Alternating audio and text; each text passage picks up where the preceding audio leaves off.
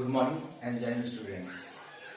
कल जो हमने वीडियो में डिस्कस किया था इकोनॉमिक्स डेवलपमेंट में, उसी चीज को हम आज आगे कंटिन्यू करेंगे। ठीक है, कल हमने डिस्कस किया था उसमें कि किस तरह से हमने डिस्कस किया था कि जो क्राइटेरिया क्या है किसी भी देश के डेवलपमेंट के नापने क्राइटेरिया क्या, कैसे हम उसको एनालिसिस करेंगे, कौन सा देश आगे। उसमें हमने उसके एक्चुअली जो है डेवलपमेंट के क्राइटेरिया को एनालिसिस करने के दो एस्पेक्ट्स होते हैं जो हमने डिस्कस किया है।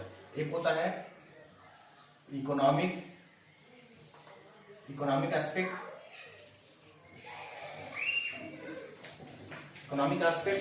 इकोनॉमिक्स एस्पेक्ट में क्या होता है, हम इसमें डिस्कस हमने किया था नेशनल इनकम और पर कैपिटा इनकम।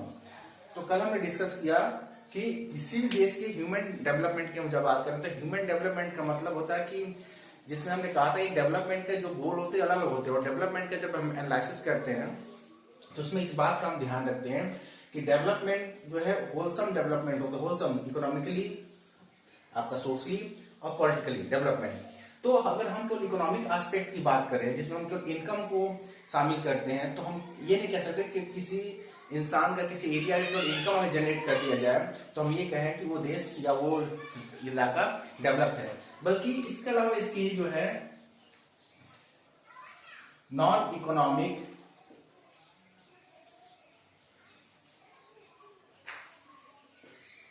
एस्पेक्ट्स भी हैं।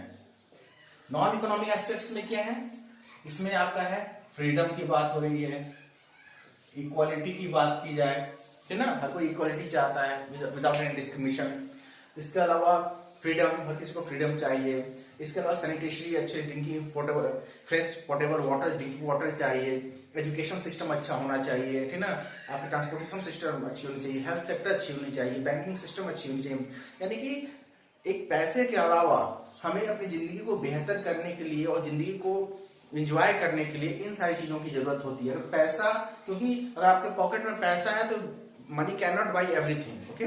Yes, money is the means two by the aspect of the life. जो जिंदगी के साधन है जिससे हम अपने लाइफ को लग्जरियस करते हैं, आराम तलब करते हैं, उसको खरीदा जा सकता है। हम रेफ्रिजरेटर खरीद सकते हैं, गाड़ी खरीद सकते हैं, ठीक ना, हम मकान खरीद सकते हैं, हम कहीं अच्छी जगह पर घूमने जा सकते हैं पैसे एकदम पे। लेकिन जो फ्रीडम, अगर पता चला कि आपको कहीं जाने का मौका मिला लेकिन फ्रीडम नहीं है, जैसा अभी क्या देख लिया, हम लॉकडाउन में फंसे हुए हैं, सब कुछ हमारे पास है लेकिन क्या हम लाइफ को पहले जैसे एंजॉय कर पा रहे हैं? Answer is no. घर पे अच्छे से खा पी रहे हैं, हर चीज कर रहे हैं, लेकिन फिर भी हम लाइफ को उतना एंजॉय नहीं कर पा रहे हैं जितना पहले करते थे, ठीक ना। क्यों? क्योंकि हमारे कहीं ना कहीं फ्रीडम पे हमारी जो है रिस्ट्रिक्शंस लगा दिए गए हैं, ठीक है। तो दो चीजें होती हैं ह्यूमन डेवलपमेंट के लिए, इंसानों की जो डेवलपमेंट की हम जब बात करते हैं उसमें दो हो गए, एक इकोनॉमिक एस्पेक्ट हो गया और दूसरा non economic aspect. Economic aspect में जो हमने कल डिस्कस किया, है ना, इसमें हमने नेशनल इनकम और पर कैपिटा इनकम में डिस्कस किया कि किस तरह से हम उसको निकालते हैं। दूसरा आज हम डिस्कस करेंगे इसके नॉन इकोनॉमिक एस्पेक्ट पे। इसमें फ्रीडम है, इक्वालिटी है, इसके अलावा जो है आपका पॉलिटिकली या सोशली राइट जो भी आप इंजॉय कर सकते हो, सारी चीजें हैं, ठीक है।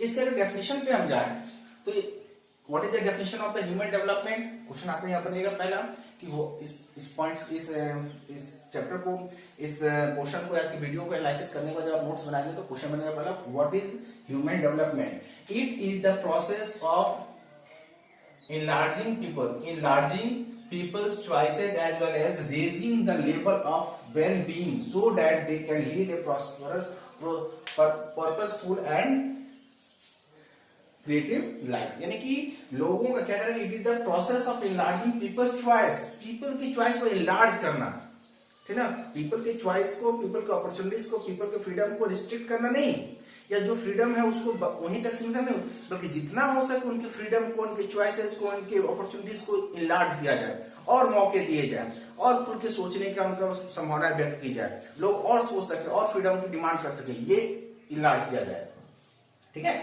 As well as raising the level of wellbeing. अब आपको लगेगा कि फ्रीडम को इलाज कैसे किया जा सकता है। फॉर एग्जाम्पल, जब हम आजाद थे, ठीक है, तो जब हम गुलाम थे तब हमारी मानसिकता क्या थी कि हम देश को आजाद करा लें।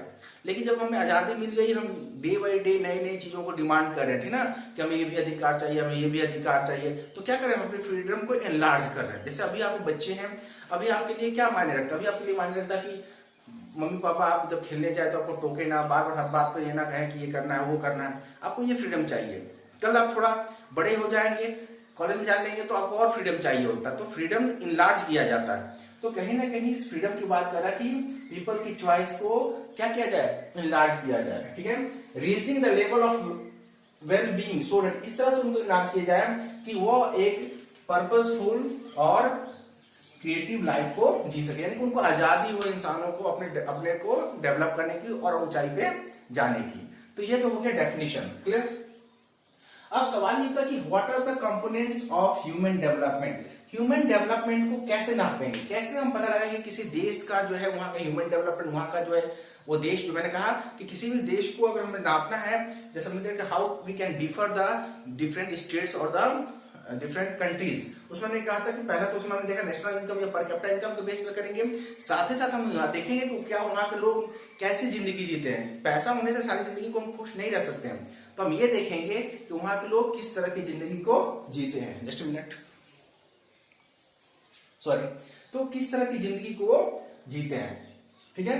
तो उसमें कुछ कंपोनेंट्स हैं, वो कंपोनेंट क्या है, पहला है इन्फेंट मोर्टेलिटी रेट, ये देखा जाएगा कुछ देश के इन्फेंट मोर्टेलिटी रेट क्या है, ठीक ना। बिजनेस करेंगे क्या है, देखेंगे उस देश का लिटरेसी रेट क्या है, देखेंगे उस देश का नेट अटेंडेंस रेशियो क्या है, देखेंगे कि उस देश का लाइफ एक्सपेक्टेंसी या लॉन्जेविटी क्या है, ठीक ना। यानी कि ये सारी चीजें को हम देखेंगे, ठीक है। एक और बढ़ा देते हैं इसमें,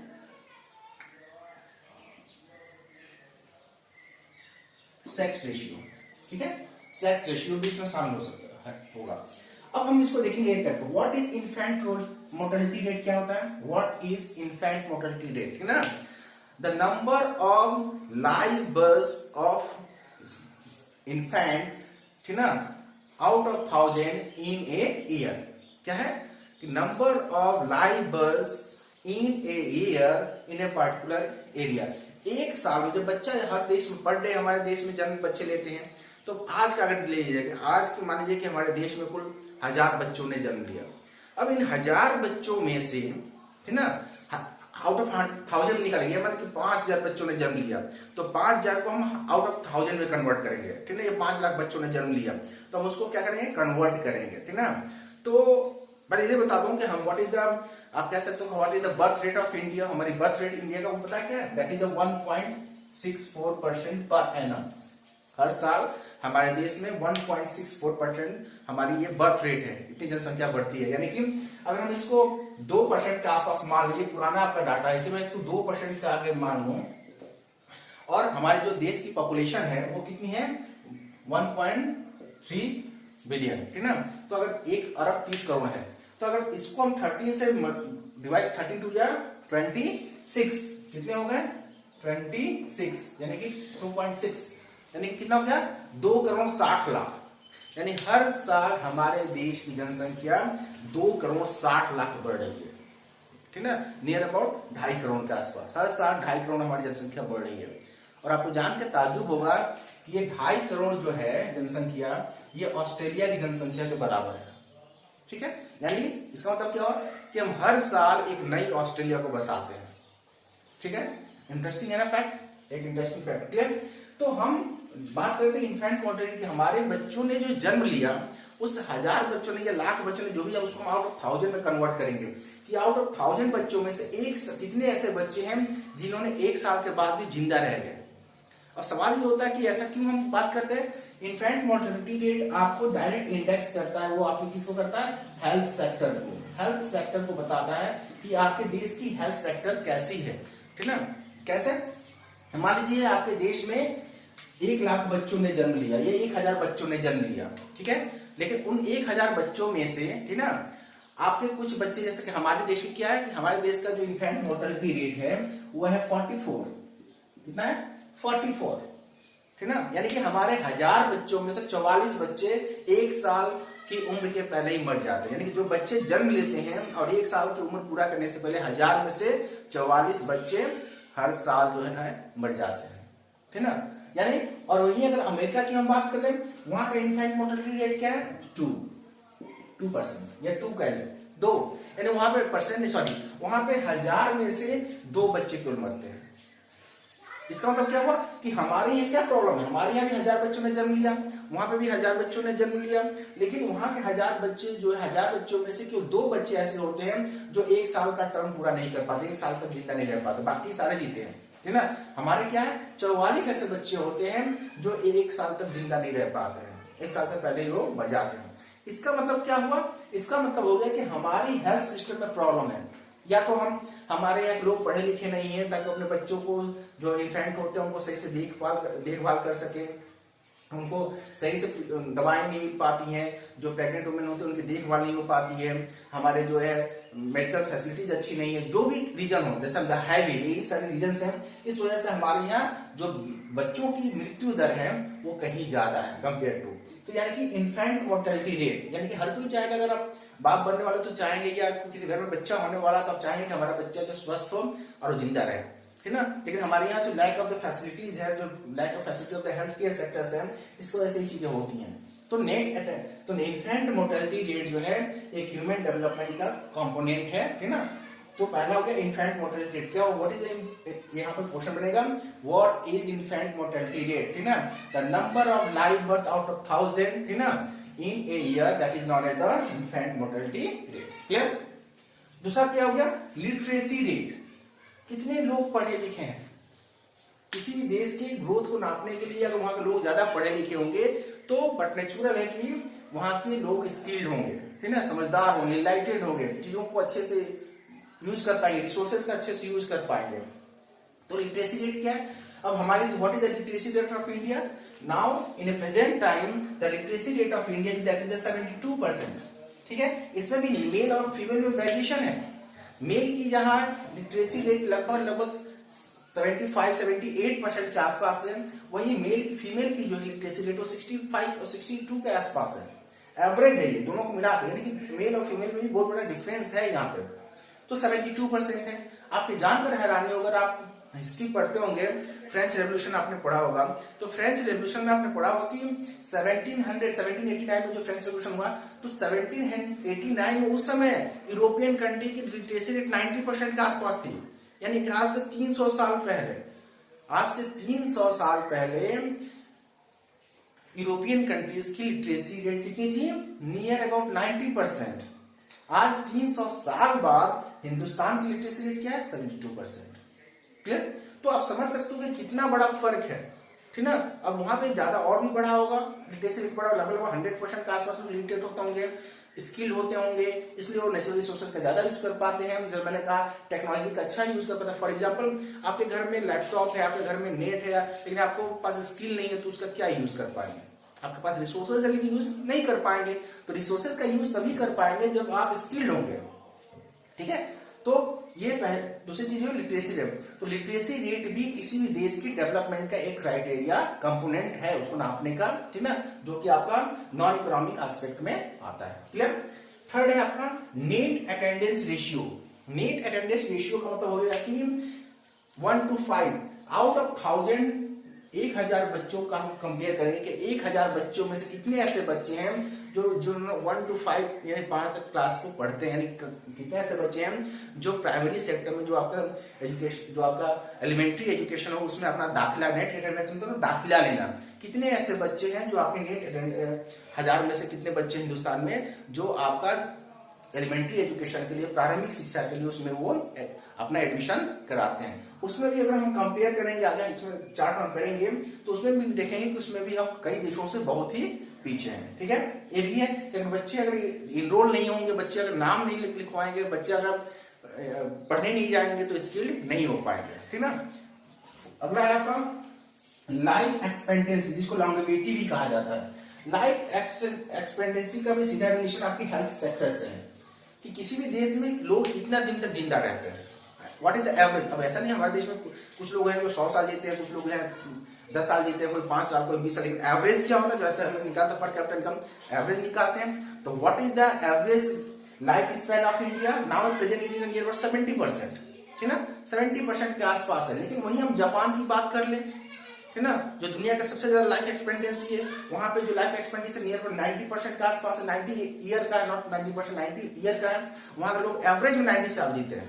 हमारे यहाँ नियर अबाउट 65 to 70 का, अब 70 हुआ, पहले 65 था, 70 का 69 समथिंग पहुंचा हुआ है। तो कहीं ना कहीं क्या दिखाता है कि जापान में क्यों लोग जीते 85 ईयर्स, है ना, अमेरिका में क्यों जीते लोग 80 साल के आसपास वहां के एवरेज लाइफ एक्सपेक्टेंसी है, क्योंकि वहां पे मेडिकल सिस्टम्स अच्छे हैं। वहां पे आप कह सकते हो कि बीमारियां क्यों, ऐसा नहीं कि हेल्थ सेक्टर को ऐसे, बल्कि वहां के लोग लिटरेट है, पढ़े लिखे, अपने को बीमारियों से लोग बचा पाते हैं, ठीक ना, इनलाइटेड है, जागरूक हैं, इसलिए अपने आप को बचा पाते हैं, एक हेल्दी लाइफ जीते, एक हेल्दी डाइट को फॉलो करते हैं, अच्छी मेडिकल फैसिलिटी मिलती है, इसलिए उनकी लाइफ एक्सपेक्टेंसी भी ज्यादा होती है। क्लियर? तो ये होता है कि लाइफ एक्सपेक्टेंसी भी ह्यूमन डेवलपमेंट का एक बहुत ही इंपॉर्टेंट कंपोनेंट है। ठीक है, अगला है सेक्स रेशियो। सेक्स रेशियो में कि 1000 में से कितने जो है मेल और फीमेल का जो है नंबर है। जैसे हमारे यहाँ का जो सेक्स रेशियो है वो लगभग 845 आउट ऑफ 1000 है। 1000 में से 845, यानी कि 1000 मेल पे केवल 1845 फीमेल्स हैं। लगभग इसका मतलब क्या हो गया, लगभग कितने हो गए आपके 155, 1000 पे 155 फीमेल्स की कमी है। और उसको हम कंपेयर कर लें 1 अरब पे तो कितने हो जाएंगे, लगभग 115 हो रहे हैं, तो लगभग कितने हो जाएंगे 20 करोड़ के आसपास हो जाएंगे, ठीक ना। और उसको 130 पे अगर हम चले जाए तो भी लगभग आपके कितने हो जाएंगे, लगभग 20-25 करोड़ हो जाएंगे। यानी कि अगर 130 में अगर 20-25 का हम डिफरेंस करें तो जहां एक की जनसंख्या 60 के करीब होगी, वहीं दूसरी की जनसंख्या जो है 80 करोड़ के पास होगी। तो कहीं ना कहीं ये जो 10-15-20 करोड़ का जो डिफरेंस है ये दिखाता है, दो चीजों को दिखाता है। एक सबसे इंपॉर्टेंट चीज दिखाता है कि what is the psychologically thinking of the society of our country, हमारे देश के लोगों की सोच क्या है। सोच ये है कि हमारे यहाँ हम मेल को, बच्चों को, बॉयज को ज्यादा प्रीफर करते हैं rather than the गर्ल्स या फीमेल्स। उसकी कई सारी सोशल इविल प्रैक्टिसेस, समाज में चलने वाली बुराइयां, चाहे उसमें डॉरी सिस्टम्स हो, चाहे उसमें कई सारी चीजें हैं, ठीक ना, जिसको नए बच्चों को जन्म देना चाहते हैं, जन्म दे भी दिया तो उनको पढ़ाना नहीं चाहते, उनको पैसा वेस्ट नहीं करना चाहते, क्योंकि हम उनको एज ए रिसोर्स यूज नहीं करते, हम उसको काउंट नहीं करते, हम जानते हैं कि ये बच्ची हमारे घर की नहीं होकर कहीं और चली जाएगी। तो कई सारी संकीर्ण मानसिकता है, जो सामाजिक संस्कृति, हमारी जो कल्चर है, एविल प्रैक्टिसेस है, उसको ऐसे जो है हम जो है सेक्स रेशियो जो है हमारे यहाँ कम पाया जाता है। तो ये सारे के सारे क्या है आपके, it is the component of human development. यानी कि किसी भी देश को अगर आगे बढ़ना है, कोई देश अगर, तभी हम उसको कह सकते हैं को डेवलप नेशन है जब वो इकोनॉमिक एस्पेक्ट, नेशनल इनकम और पर कैपिटा इनकम को फुलफिल करता है, उसकी अच्छी पर कैपिटा इनकम और नेशनल इनकम भी अच्छी है। साथ साथ वहां पे नॉन इकोनॉमिक जो आपके एस्पेक्ट्स हैं, चाहे वहां पे लिटरेसी रेट हो, चाहे वहां पे इन्फेंट मोर्टेलिटी रेट हो, चाहे नेट अटेंडेंस रेशियो हो, चाहे लाइफ एक्सपेक्टेंसी हो, चाहे सेक्स रेशियो हो, ये यहाँ पे भी कम से कम डिफरेंसेस देखने को मिलते हैं। तो उस देश को हम डेवलप की कैटेगरी में लाते हैं। अब एग्जाम्पल के तौर पे, है ना, हम अपने देश के 3 स्टेट्स को यहाँ पे देखेंगे, इन्हीं क्राइटेरियाओं पे हम उसको रखेंगे। इन्फेंट मोर्टेलिटी रेट 2010 का है, ये लिटरेसी रेट 2001 to 2010 का है, 2001 में क्या था, 2010 में क्या हुआ देखेंगे। नेट अटेंडेंस रेशियो 1 to 5 2007-8 का है। पर कैपिटा इनकम, ठीक है, इसको डिस्कस करेंगे। अब देखिए पंजाब हमारे देश का क्या है, डेवलप स्टेट कहा जाता है। पंजाब, हरियाणा, गुजरात, कर्नाटका, ठीक है, these are the develop states और कंट्री। उसी तरह से यूपी, बिहार, वेस्ट बंगाल, उड़ीसा, ये क्या है, पुअर कंट्रीज हैं, गरीब राज्य माने जाते हैं, ठीक है ना, बीमारू राज्य कहे जाते हैं। ठीक है, तो पंजाब की हम बात कर ले। अब पंजाब का इन्फेंट मोर्टेलिटी रेट क्या है, 34, यानी वहां 1000 बच्चों में से 34 बच्चे मरते हैं 1 साल के अंदर। केरला का क्या है 13%, और बिहार का क्या है 48%। क्या शो कर रहा है, यहाँ शो कर रहा है यहाँ पे सबसे अच्छी हेल्थ फैसिलिटी कहाँ पे आपको है, केरला में, क्योंकि वहां के 13 आउट ऑफ 1000 कितने बच्चे मर रहे हैं, केवल 13 बच्चे मर रहे हैं। ये शो करता है कि Kerala health sector is more prosperous और more advance rather than the Punjab and Bihar. Clear? अब हम लिटरेसी रेट की बात करें, ठीक है, तो पंजाब की लिटरेसी रेट 2001 में क्या थी, 70%, जो बढ़कर 76% हो गई, 6% का ग्रोथ हुआ। 10 सालों में 6% का ग्रोथ हुआ, यहाँ पे 6% का ग्रोथ हो रहा है। ठीक है, केरला का क्या है 91%, 93%, लगभग 2% का ग्रोथ हुआ। बिहार का 63 और 72% का ग्रोथ हुआ, लगभग कितने का 9% का ग्रोथ हुआ। तो हम देखेंगे बिहार का ग्रोथ तो ज्यादा हुआ, 10 सालों में लिटरेसी रेट में ग्रोथ तो हुआ है, लेकिन अगर कंपेयर करें कि कहाँ के लोग सबसे ज्यादा लिटरेट है तो कहाँ पे है, केरला के हैं। तो केरला के लोग ज्यादा अगर पढ़े लिखे हैं, ज्यादा स्किल्ड हैं, तो बट नेचुरल को रिसोर्सेज को और अपनी लाइफ को अच्छे से जी पाएंगे, क्योंकि लाइफ स्टैंडर्ड जो होगा वो अच्छी होगी। ठीक है, तो ये हो गया। अब नेट अटेंडेंस रेशियो देखें कि 100 में से कितने बच्चे एडमिशन लेते हैं। अगर 100 बच्चे पढ़ने लायक हैं, जिनको एलिमेंट्री एजुकेशन में जाना चाहिए, जिनको नर्सरी क्लास में एडमिशन लेना चाहिए, 100 बच्चे ऐसे समाज में मौजूद है, उसमें से कितने बच्चे जो है एलिमेंट्री एजुकेशन में यानी कि प्राथमिक शिक्षा में अपना क्या करते हैं, अपना दाखिला कराते हैं। पंजाब में 82 यानी कि 100 में से 82 बच्चे एनरोल होते हैं, यानी कि कितने बच्चे, 18 बच्चे ऐसे होते हैं जिनको गरीबी की वजह से या दूसरी किसी वजह से वो अपने पढ़ नहीं पाते, माँ बाप पढ़ा नहीं पाते। ठीक है, केरला के बाद लगभग 91%, लगभग 91 आउट ऑफ 100 की 91, ठीक है, लगभग 91 बच्चे जो है वो एनरोल होते हैं। 9 बच्चे वहां भी ऐसे हैं जो कि एनरोल नहीं हो पाते हैं। सबसे बुरी स्थिति बिहार की, 72 बच्चे ही एनरोल हो पाते हैं, यानी लगभग 28 बच्चे एनरोल नहीं हो पाते हैं। तो हमने क्या देखा, हम देख रहे हैं कि यहाँ पंजाब, केरला और बिहार का जब हम यहाँ कंपेरेटिवली स्टेटस यहाँ पे हम उसको कंपेयर कर रहे हैं, तो हम यहाँ पे देख रहे हैं कि पंजाब सबसे अच्छी स्थिति किसकी है, केरला की, चाहे वो इन्फेंट मोर्टेलिटी रेट में हो, चाहे लिटरेसी रेट में हो, या नेट अटेंडेंस रेशियो में। ठीक है, सबसे दूसरा पोजीशन कौन अच्छा है, पंजाब है। और सबसे बुरी स्थिति किसकी है, वो है बिहार की, चाहे वो आपका इन्फेंट मोर्टेलिटी रेट में हो, चाहे लिटरेसी रेट में हो, चाहे नेट अटेंडेंस रेशियो में, या फिर पर कैपिटा इनकम डिस्कस कर रहे हैं। अब देखिए पंजाब की पर कैपिटा इनकम कितनी है, एक आदमी पूरे साल में कितना कमाता है, 60,000 के आसपास, 60,000 वहां पर कैपिटा इनकम है। केरला का 59,000, ठीक ना, और बिहार का 16,000 बनती। अब देखें, अब यहाँ पे बिहार कंपेरेटिवली केरला से अच्छा है। ठीक है, यानी केरला के से ज्यादा लोग पैसा कमाते हैं पर कैपिटा, हर एक इंसान एनुअली केरला से ज्यादा कमाता है।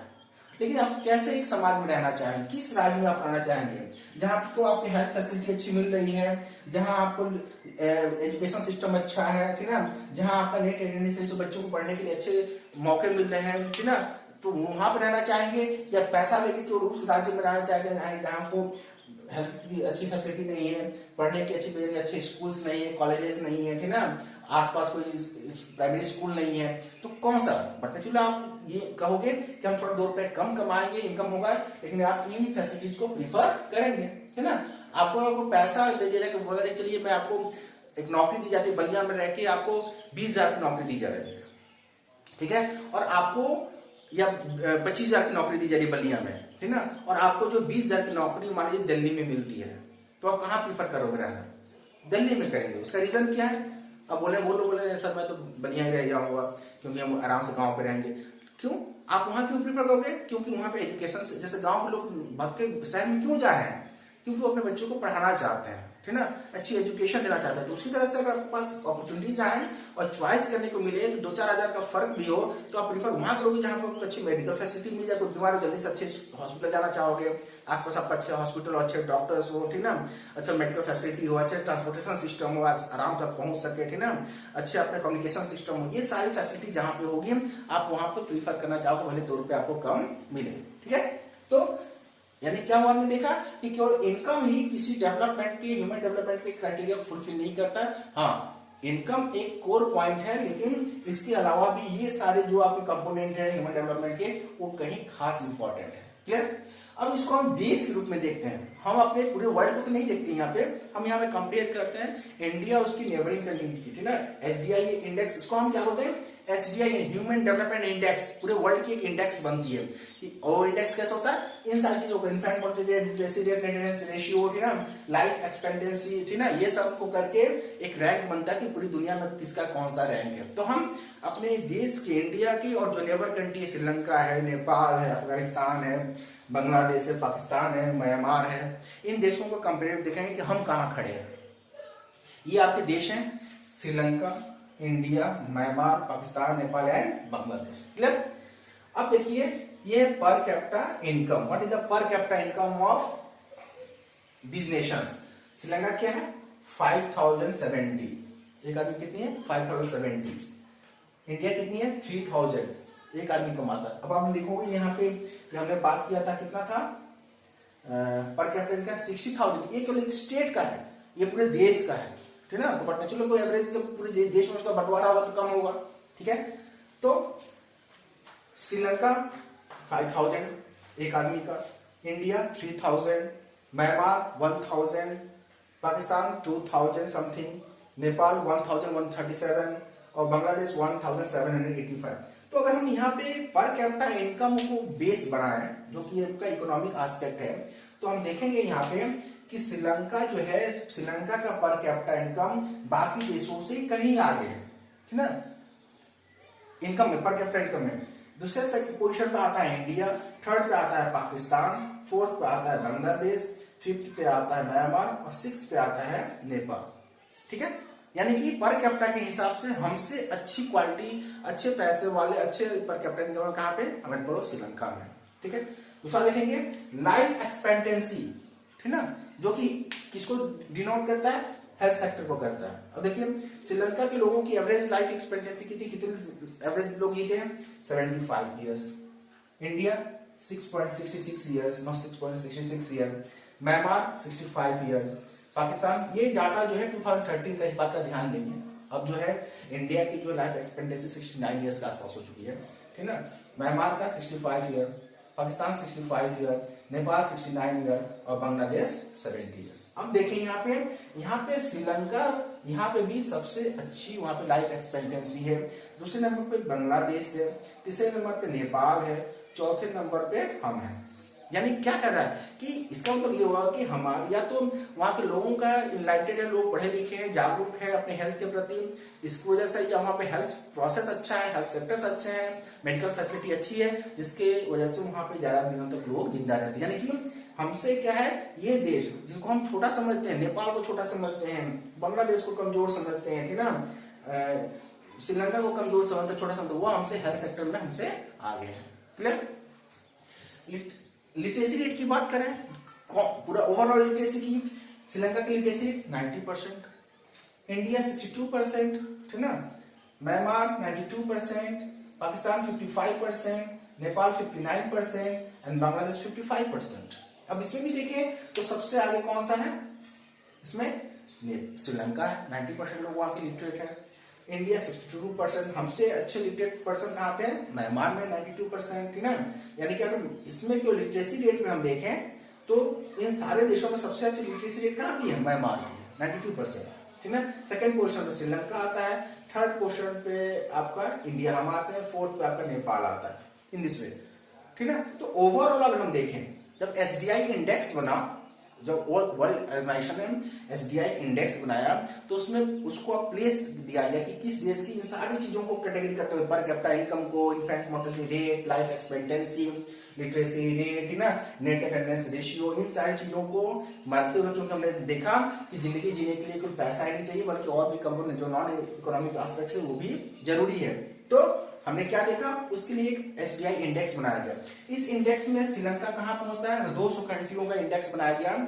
तो श्रीलंका का एसडीआई इंडेक्स है 92, 92वां देश है जहां पे लाइफ बहुत इजी है, लाइफ है ना, लोग एंजॉय करते हैं। इंडिया कहां पर खड़ा, 136, सोचिए, म्यांमार 149, पाकिस्तान 146, नेपाल 157 और बांग्लादेश 146। यानी कि अब देखा जाए तो हमसे अच्छी एसडीआई इंडेक्स दुनिया की नजरों में कौन सा देश डेवलप है, अगर कंपेयर करें तो श्रीलंका हमसे कहीं आगे है। ठीक है, ठीक ना। उसके बाद इंडिया का नंबर आता है, उसके बाद म्यांमार का नंबर आता है, सॉरी, उसके बाद पाकिस्तान का नंबर आता है, बांग्लादेश भी साथ आते हैं, उसके बाद नेपाल का आता है, और सबसे बुरी पोजीशन इसकी एसडीआई इंडेक्स में म्यांमार की है। तो आज की इस वीडियो में हमने समझा कि economic aspect and non economic aspect of the human development के कौन से कंपोनेंट होते हैं, और इस चार्ट के द्वारा हमने समझा कि लाइफ को एक डेवलपमेंट के लिए, एक इंसान के लिए केवल पैसे की जरूरत नहीं होती है, बल्कि और भी चीजों की जरूरत होती है। तो आज की वीडियो में इतनी ही डिस्कस करेंगे। कल के वीडियो में हम सस्टेनेबल डेवलपमेंट और कोशिश करेंगे, कल जो है आपका ये पार्ट 3 है इस इकोनॉमिक्स का चैप्टर का, कल कोशिश करेंगे कि आपका चैप्टर खत्म हो जाए, और नोट्स आप प्लीज बनाते रहे, ठीक है, क्योंकि उसी के बेस पे आपको इंटरनल मार्क्स दिए जाएंगे। तो आज के लिए बस इतना ही। Till then stay at home, have a good day, nice, good, Jai Hind.